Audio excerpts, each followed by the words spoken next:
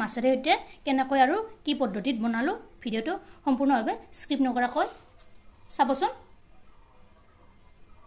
Hello' guys, welcome to my YouTube channel Kamala আজবি blog. কি খবৰ আপোনালোকৰ? নিশ্চয় ভাল, আমি ভালে আছোঁ আপোনালোকৰ আশীৰ্বাদত। আজি এটা মাছৰ ৰেচিপি লৈ আহিছোঁ। চাওকচোন মাছৰ ৰেচিপিটো কিহেৰে সৈতে বনাম। ইতিমধ্যে কেৰাহীত মই তেল গৰম হ'বলৈ দিছোঁ। এতিয়া মাছখিনি ইয়াত ফ্ৰাই হ'বলৈ দিম।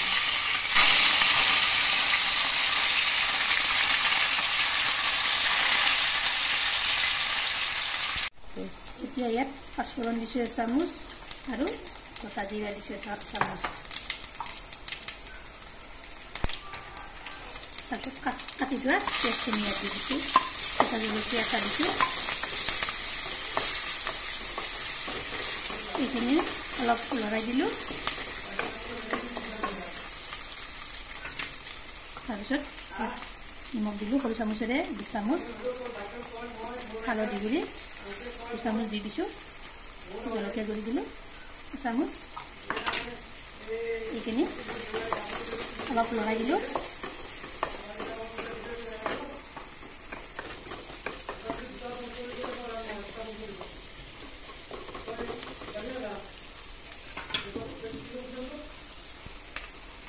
এয়া লৈ লৈছোঁ মই ডাঠা শাক আৰু আলু।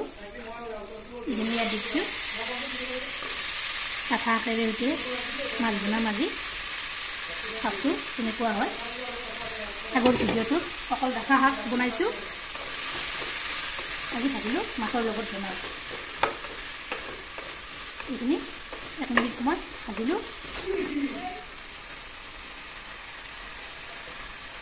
তাৰপিছত এখন ঢাকনি ইয়াত মাৰি দিলোঁ। ঢাকনিখন উঠাই দিলোঁ।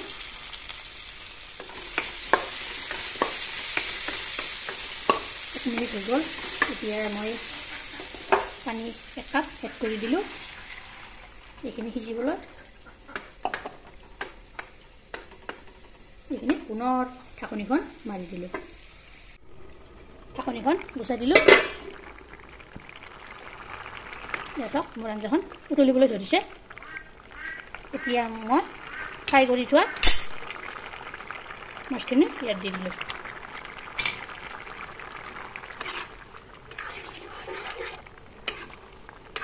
আঞ্জাখন আকৌ 10 মিনিট সময় উতলিবলৈ দিম। ঢাকনিখন পুনৰ মাৰি দিলোঁ।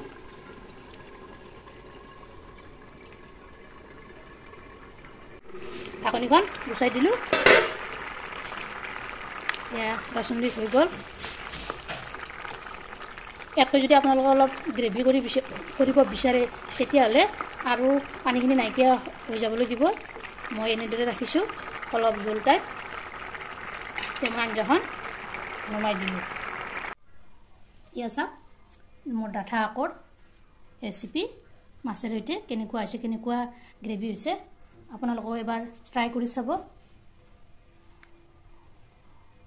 ভিডিঅ'টো ভাল লাগিলে লাইক কৰিব, শ্বেয়াৰ কৰিব, কমেণ্ট কৰিব আৰু মোৰ চেনেলত যদি নতুনকৈ আহিছে চেনেলটো ছাবস্ক্ৰাইব কৰিব। লগতে ফেচবুক পেজতো ফ'ল' কৰিব। ধন্যবাদ। জয় আই অসম।